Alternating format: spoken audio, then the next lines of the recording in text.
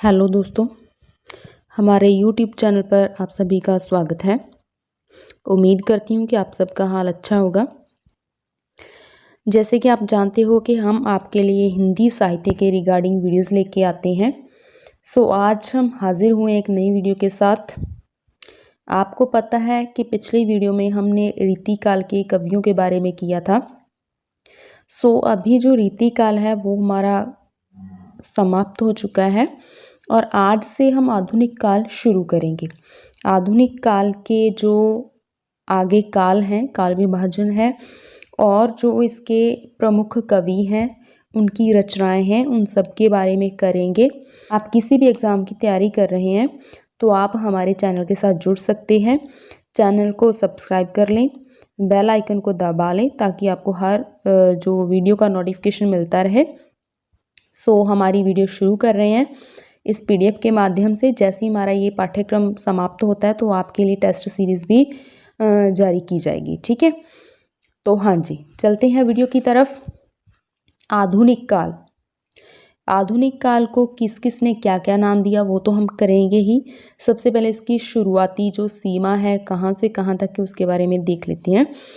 देखिए, हिंदी साहित्य का जो चतुर्थ कालखंड है उसको आधुनिक काल कहा जाता है। चतुर्थ चरण को या चतुर्थ खंड को, ठीक है, ये पूछ लिया जाता है। फिर आचार्य रामचंद्र शुक्ल जी ने इसकी समय सीमा उन्होंने कहाँ से कहाँ तक बताई है, 1843 ईस्वी से 1927 ईस्वी। अगर आप इसको संवत में देखना चाहते हैं तो आप इसमें 57 ईयर प्लस कर लीजिएगा। ठीक है, तो आपके पास संवत में जो समय है वो निकल आएगा, मतलब कि 1900 से अब तक जो भी है। ठीक है, फिर आधुनिक काल की जो प्रारंभिक सीमा है उसके बारे में 3 मत प्रचलित माने जाते हैं। तो वो कौन कौन से हैं वो हम देखते हैं। सबसे पहले कि 1850 ईस्वी से इसका प्रारंभ मानना चाहिए। क्योंकि जो आधुनिक काल के अग्रदूत भारतेंदु हरिश्चंद्र हैं, उनका जन्म 1850 ईस्वी में हुआ था। तो उनके जन्म वर्ष होने के कारण 1850 से इसका प्रारंभ मानना चाहिए। ठीक है, तो ये देखिए, ये जो भारतेंदु हरिश्चंद्र हैं ये अग्रदूत हैं। ये क्वेश्चन आ जाता है कि आधुनिक काल के हिंदी साहित्य के अग्रदूत कौन है, तो भारतेंदु हरिश्चंद्र। ये भी आप क्वेश्चन एक मिल गया। ठीक है, दूसरा है कि 1857 से, कि 50 से नहीं 1857 से मानना चाहिए। क्योंकि इस वर्ष क्या हुआ था कि इस वर्ष भारत का प्रथम स्वतंत्रता संग्राम हुआ था। आपको पता है, जिसका जो प्रथम शहीद मंगल पांडे था। तो जिसके कारण कवियों व लेखकों के लेखन के लिए एक नई विचारधारा प्राप्त हुई और अतः डॉक्टर नागेंद्र जैसे इतिहासकार इसी वर्ष से आधुनिक काल का प्रारंभ मानते हैं। यह आप ध्यान में रखिएगा। क्योंकि बस स्वतंत्रता संग्राम हुआ था और कुछ नई सामग्री जो मिली थी हमारे लेखकों को। ठीक है, इस कारण। तो हाँ जी, जो अगला है 1868 में से, तो इस काल में क्या हुआ था वो भी देख लेते हैं।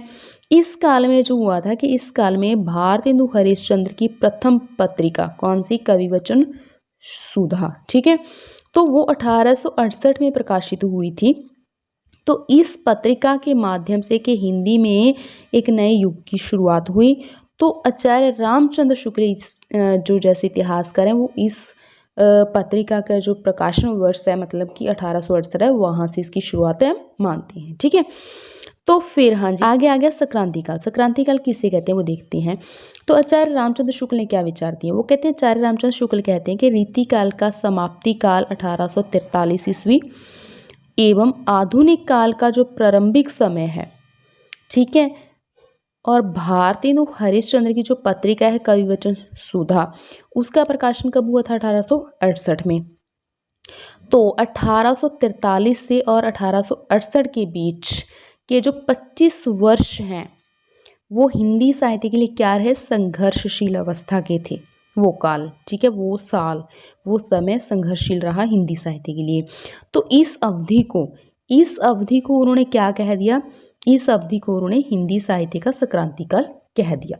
1843 और 1868 के बीच जो 25 वर्ष का समय रहा है उसको संक्रांति काल कहा गया है। ठीक है, हाँ जी, अगला पॉइंट है कि डॉक्टर नागेंद्र डॉक्टर नगेंद्र जो हैं वो हिंदी साहित्य के इतिहास में आधुनिकता शब्द से क्या अर्थ लेते हैं। वैसे ये इतना इम्पोर्टेंट नहीं है, मैं पहले ही बता रही हूँ, इतना इम्पोर्टेंट नहीं है, नहीं करोगे तो भी चल जाएगा। तो वो क्या कहते हैं कि मध्यकाल से भिन्न और नवीन अलौकिक दृष्टिकोण, ये उसका अर्थ लेते हैं आधुनिकता का। आधुनिक काल को हिंदी साहित्य इतिहास का दूसरा स्वर्णकाल भी कहा जाता है। पहला स्वर्णकाल कौन सा था? भक्ति काल। वैसे अगर स्वर्णकाल पूछ लिया जाए तो आप भक्ति काल ही टिक करोगे। अगर दूसरा, स्पेशली दूसरा शब्द साथ में लगा, दूसरा स्वर्णकाल किसे कहते हैं, तो आप आधुनिक काल को टिक करोगे। क्यों कहा गया? क्योंकि जन चेतना एवं जागरूकता का जितना सशक्त स्वर आधुनिक युग के साहित्य में मुखरित हुआ है उतना पहले कभी नहीं हुआ, इस कारण सिर्फ। हाँ जी, आगे मैंने बोला था कि नामकरण आपने हमेशा याद रखना, हर युग का आपको नामकरण पता होना चाहिए, किस काल को किसने क्या नाम दिया, ये मोस्ट इंपॉर्टेंट। आचार्य रामचंद्र शुक्ल हैं, वो इसको क्या का नाम देते हैं? वो देते हैं इसको गद्य काल। मिश्र बंधु हैं, वो कहते हैं वर्तमान काल। आचार्य राम कुमार वर्मा है, वो कहते हैं आधुनिक काल। डॉक्टर गणपति चंद्र गुप्त इसको आधुनिक काल कहते हैं। हजारी प्रसाद द्विवेदी इसको आधुनिक काल कहते हैं। और पृथ्वीनाथ कमरकुल श्रेष्ठ इसको साहित्य काल कहते हैं। इन सभी नामों को आप याद कर लीजिएगा। खासकर देखिए याद करने का ट्रिक कि आधुनिक काल कौन कौन कहता है, उन सबके नाम आप एक साथ याद कीजिएगा। रामचंद्र शुक्ल गद्य काल कहते हैं इसे। तो बाकी जो 3 हैं वो इसको आधुनिक काल कहते हैं, वो आप नाम याद कर लीजिएगा। इसके बाद मिश्र बंधु और पृथ्वीराज, जो पृथ्वीनाथ कमरकुल श्रेष्ठ का नाम है, वो आप अलग से याद कर लीजिएगा। ओके, रामचंद्र शुक्ल का मुझे लगता है सबको याद होगा। बाकी आधुनिक काल का सिर्फ साहित्यकारों के नाम आपको याद करने होंगे, बाकी आधुनिक काल नाम तो सबको याद है। ओके, हाँ जी। इसके बाद एक थोड़ा जो इम्पॉर्टेंट विभाजन है, जैसे रामचंद्र शुक्ल का जो विभाजन है हमारे साहित्य के बारे में, वो मोस्ट इम्पॉर्टेंट माना जाता है 4 कालों के लिए। ठीक है, सबसे पहले आदिकाल, फिर भक्ति काल, फिर रीतिकाल, फिर आधुनिक काल। और लेकिन आधुनिक काल को भी आगे जो विभाजन किया, आधुनिक काल का भी आगे विभाजन किया है, मतलब उप विभाजन हम कह सकते हैं, वो किसका दिया हुआ जो महत्वपूर्ण माना जाता है, वो डॉक्टर नगेंद्र जी द्वारा दिया हुआ महत्वपूर्ण माना जाता है। तो वो क्या है वो भी हम देखते हैं। इससे पहला काल पुनर्जागरण काल, ये पुनर्जागरण काल डॉक्टर नगेंद्र का दिया हुआ नाम है और इसे भारतेंदु युग भी कहा जाता है। इसकी समय सीमा आप याद कर लीजिएगा, 1850 ईस्वी से 1900 ईस्वी तक। दूसरा जागरण सुधार काल, जागरण सुधार काल भी डॉक्टर नगेंद्र ने नाम दिया है और इसको द्विवेदी युग भी कहा जाता है। तो इसका समय पीरियड है 1900 ईस्वी से 1920 ईस्वी तक। तीसरा छायावादी युग, कहीं कहीं आपको 1900 से 1918 ईस्वी भी माना जाएगा। ठीक है, तो वो भी सही है, वो भी गलत नहीं है। तीसरा है छायावादी काल, इसको प्रसाद पंत निराला युग भी कहा जाता है, इनके कवियों के आधार पे। तो इसकी समय सीमा 1920 ईस्वी से 1936 ईस्वी। अगर आपको वहाँ पे 1920 ना देख के 1918 दिया हुआ हो तो आप उसको भी सही मानेंगे, वो गलत नहीं है। चौथा है प्रगतिवाद काल, प्रगतिवाद काल को साम्यवादी युग भी कहा जाता है। इसके और भी काफ़ी सारे नाम हैं, 8-10 नाम हैं, वो हम करेंगे जब हम प्रगतिवाद युग को करेंगे, तब हम इसके कालों जो नामकरण है उसके बारे में कर लेंगे। ठीक है, तो इसकी समय सीमा 1936 से 1943 ईस्वी तक। अगला जो है वो है प्रयोगवाद काल। ठीक है, तो प्रयोगवाद काल है, इसे तार सप्तक या अज्ञेय युग भी कहा जाता है। ये 1943 से 1953 तक इसकी समय सीमा है। फिर नवलेखन काल, मतलब नई कविता जो आ जाती है, नई कविता युग। ठीक है, इसकी जो समय सीमा वो 1953 से अब तक जो आज चल रही है, वो सब कविताओं को हम नई कविता में रखते हैं। ओके, तो ये था मोस्ट इम्पॉर्टेंट आधुनिक काल का आगे जो उपविभाजन है वो। अब हमने क्या करना है, इसके बाद आपने सुना होगा कि आधुनिक काल में गद्य साहित्य शुरू हो चुका था। ठीक है, तो उस गद्य साहित्य के बारे में हम जो मतलब मेन गद्य साहित्य आया शुरुआती, उसके बारे में जानेंगे, किस भाषा में आया उसके बारे में जानेंगे, और बाकी हिंदी साहित्य को आगे बढ़ाने के लिए जिन जिन व्यक्तियों ने, जिन जिन विद्वानों ने अपना योगदान दिया उनके बारे में जानेंगे। ठीक है, क्योंकि ये इम्पॉर्टेंट है, इसमें से क्वेश्चन मास्टर कैडर में आए हुए हैं और एनवीएस केवीएस में भी आते हैं। तो हिंदी गद्य का उद्भव और विकास। अब आचार्य रामचंद्र शुक्ल जी के इतिहास के अनुसार देखें तो मोस्ट इम्पॉर्टेंट विचार उनके माने जाते हैं, क्योंकि उनका इतिहास मान्य माना जाता है काल विभाजन के लिए भी। वैसे कोई भी हमने कोई क्वेश्चन देखना है, उसके लिए उचित दृष्टिकोण देखना है, तो आचार्य रामचंद्र शुक्ल जी का इतिहास हमेशा उठाया जाता है।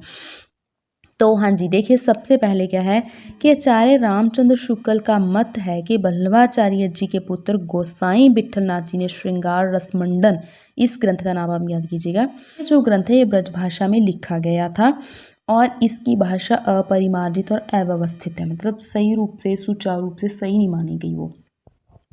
ठीक है, इसके बाद क्या हुआ, दो ग्रंथ आए इनके ही बेटे के। पहले विठलनाथ जी का आया श्रृंगार रसमंडल, दूसरे इनके बेटे के ही दो ग्रंथ आए। इनके बेटे का नाम गोकुलनाथ था और उनके 84 वैष्णव की वार्ता, 252 वैष्णव की वार्ता। ठीक है, तो ये कौन थे, ये बल्लभाचार्य जी के क्या हो गए, क्योंकि जो विठलनाथ थे वो उनके बेटे थे बल्लभाचार्य जी के, और जो गोकुलनाथ थे वो उनके पोत्री थे। तो गोसाई गोकुलनाथ के ये ग्रंथ हैं दोनों। तो इनमें क्या है कि जिन्हें अनुयायियों ने विस्तार देकर ग्रंथ का रूप प्रदान किया, मतलब इनके अनुयायियों ने इसके बारे में लिखा।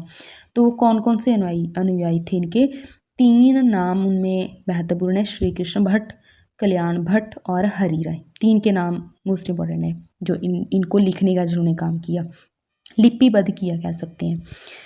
तो 84 वैष्णव की वार्ता जो है उसमें बल्लभाचार्य जी के शिष्यों के बारे में मिलता है, और 252 वैष्णव की वार्ता में गोसाई विठलनाथ के शिष्यों के बारे में मिलता है, उनके जीवन के बारे में जानने को मिलता है। ये मोस्ट इंपॉर्टेंट है, आप याद रखिएगा।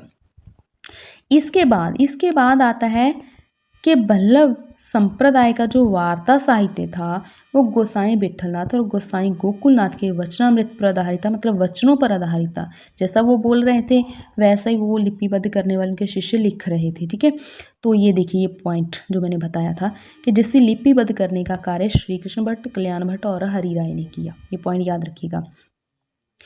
अब इसके बाद हाँ जी, नाभादास द्वारा रचित अष्टयाम जो 1603 में लिखा गया, वो उसकी भाषा क्या है, ब्रज भाषा। इसकी भाषा याद रखिएगा। ठीक है, पूछ ली जाती है, क्योंकि जैसे इस बार पंजाब मास्टर कैडर का पेपर सेट हुआ था तो कुछ भी पॉसिबल है जिसमें भगवान राम की दिनचर्या का वर्णन है। तो इसके बाद देखो हमने करने ग्रंथ, भाषा गद्य ग्रंथ हमने करने हैं, ये याद रखिएगा। सबसे पहले हमने पहले किया श्रृंगार रसमंडन आया था, वो किसका था, गोसाई विठलनाथ जी का। फिर 84 वैष्णव की वार्ता गोकुलनाथ का आया, लिखा गया था। अब देखिए ये आपने करना है तो समय कर साथ। तीसरा जो ग्रंथ है वो भी इन्हीं का है, गोकुलनाथ जी का, 252 वैष्णव की वार्ता गोकुलनाथ, ये भी 17वीं सदी के उत्तरार्ध में है। अष्टयाम नाभादास जी का है, अभी किया हमने 1603 ईस्वी में ब्रजभाषा में। फिर अगहन महात्म्य, ये बैकुंठमणि शुक्ल का है, 1627 ईस्वी में। इसके बाद आता है वैशाख महात्म्य वैकुंठमणि शुक्ल का, तो आप ये यहाँ से ये निशानी याद रखिएगा, वैकुंठमणि शुक्ल के ग्रंथों के पीछे महात्म्य नाम आता है, 1627 ईस्वी में। फिर नासिकेतोपाख्यान, ठीक है, नासिकेतोपाख्यान किसका है, ये सबको पता होना चाहिए, मोस्ट इंपॉर्टेंट है, सदल मिश्र का है। ये यहाँ पे नहीं दिया हो, सदल मिश्र का है। ठीक है, ये प्रॉपरली ब्रजभाषा में नहीं था, इसमें खड़ी बोली मतलब मिक्सचर था, ये कह सकते हैं। तो ये 1800 में। फिर वैताल पचीसी, ये सूरती मिश्र का है 1710 ईस्वी में। ओके, इसके बाद आईने अकबरी की भाषा बचने का, लाला हीरा लाल का है 1795 ईस्वी में। ये ग्रंथ है शुरुआती जो ब्रज भाषा में लिखे गए थे और गद्य ग्रंथ हैं, ये शुरुआती गद्य ग्रंथ है। क्योंकि जो आधुनिक काल का जो गद्य है ना वो तो बहुत बाद में आया, इससे पहले भी काफ़ी लिखा जा चुका था। अब इसके बाद हम करेंगे खड़ी बोली। खड़ी बोली जो गद्य की महत्वपूर्ण पुस्तक गंग कवि द्वारा रचित चंद छंद वर्णन की महिमा है। ये प्रथम हिंदी साहित्य की प्रथम गद्य रचना भी मानी जाती है, ये भी आप याद रखिएगा यहाँ से। ठीक है, इसकी रचना सम्राट अकबर के समय में हुई थी। ओके, फिर 1700 इसके बाद जो आई थी वो 1741 ईस्वी में राम प्रसाद निरंजनी ने भाषा योग वाशिष्ठ नामक गद्य ग्रंथ साफ सुथरी खड़ी बोली में लिखा। जैसे पूछते हैं ना कि शुद्ध एवं परिमार्जित खड़ी बोली में लिखा गया पहला गद्य ग्रंथ कौन सा है, भाषा योग वाशिष्ठ है और उसके लेखक कौन है, तो वो रामप्रसाद निरंजनी है। तो ये कहाँ के रहने वाले थे, पटियाला दरबार के थे। ओके, तो इसके बाद आपने जो मैं आपको मोस्ट इंपॉर्टेंट बताती हूँ, आपको यहाँ से बीच में इतना कुछ करने की ज़रूरत नहीं है। तो देखिए, शुक्ल ने रामप्रसाद निरंजनी को प्रथम प्रौढ़ गद्य लेखक माना, ये भी आप कथन याद रखिएगा, ठीक है। प्रथम प्रौढ़ गद्य लेखक कौन है, रामप्रसाद निरंजनी। और प्रथम जो गद्य रचना है शुद्ध एवं परिमार्जित खड़ी बोली में लिखेगी, वो है जो हमारा भाषा योग वाशिष्ठ ग्रंथ, ठीक है। तो इसके बाद हम करते हैं खड़ी बोली में लिखे गए जो कुछ गद्य ग्रंथ हैं उनके बारे में। ये देखिएगा, सबसे पहले आता है चंद छंद वर्णन की महिमा, गंग कवि का है और सम्राट अकबर के दरबार में लिखा गया। फिर भाषा योग वाशिष्ठ है, ये रामप्रसाद निरंजनी का है, 1741 में लिखा गया। इसके बाद पद्म पुराण का भाषानुवाद है, ये पंडित दौलत राम द्वारा लिखा गया 1766 ईस्वी में। इसके बाद है मंडोवर का वर्णन, ये अज्ञात है इसके लेखक, और 1773 ईस्वी में, 1783 ईस्वी में। ओके, फिर सुख सागर मुंशी सदा सुख लाल, सुख से याद रखिए, यहाँ पे सुख है और इसके नाम में सुख है। ओके, मुंशी सदा सुख लाल नियाज 1818 ईस्वी में। और फिर है प्रेम सागर किसकी है, ये सबको पता होगा, लल्लूलाल की 1800 ईस्वी में। तो यहाँ से आप याद रख सकते, देखो प्रेम ज़्यादातर एक माँ या कौन किससे करता है, अपने लाल से ही करता है। प्रेम किसे किया जाता है, लाल से किया जाता है। तो नासिकेतोपाख्यान सदल मिश्र का है 1800 ईस्वी में। रानी केतकी की कहानी इंशाअल्लाह खां का है 1800 ईस्वी में। अब इसका दूसरा नाम पूछ लिया जाता है कि रानी केतकी की कहानी जो है इसका दूसरा नाम क्या है, उदयभान चरित। ये मास्टर केडर के पेपर में आया हुआ है, मोस्ट इंपॉर्टेंट है, मास्टर केडर के एग्जाम में पूछा जा चुका है ये। हाँ जी, ये हमने किए खड़ी बोली में, ठीक है, जो गद्य ग्रंथ है। इसके बाद हमने करना है कि जो हिंदी साहित्य को आगे बढ़ाने के लिए, इसके विकास के, इसके प्रसार के लिए जिन्होंने अपना योगदान दिया, वो लेखक या वो साहित्यकार या वो विद्वान कौन से हैं, उनके बारे में जानना है। तो वो हम नेक्स्ट वीडियो में करेंगे। यहाँ तक आपको वीडियो अच्छी लगी तो आप वीडियो को लाइक ज़रूर कीजिएगा। ऐसी वीडियोस पाने के लिए चैनल को सब्सक्राइब भी ज़रूर कीजिएगा। वीडियो देखने के लिए आपका बहुत बहुत धन्यवाद। Thank you.